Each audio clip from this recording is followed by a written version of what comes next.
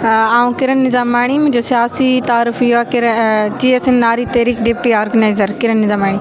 जीअं त असांजो जेको सफ़र 28 तारीख़ खां जेको आहे जारी थियो आहे, अॼु जोग शरीफ़ पहुतो आहे साईं इनायत जी दरगाह ते हाज़िरी भरे जेको असां वरी अॻियां रवानो थींदासीं कराची ॾांहुं। जीअं त असां इहो पैगाम खणी निकिता आहियूं त सिंधु दरिया ते जेके 6 केनाल ठाहिया पिया वञनि उन जे ख़िलाफ़ु ऐं सिंध जी ज़मीननि ते फ़ौजी वालार जे ख़िलाफ़ु सिंध मां जबरी गुमशुदगियूं कयूं पियूं वञनि। जी ही काफ़ी कारकुननि खे खंबे गुम कयो वियो, अञा ताईं उन्हनि खे ज़ाहिर न कयो वियो अदालतनि में बि।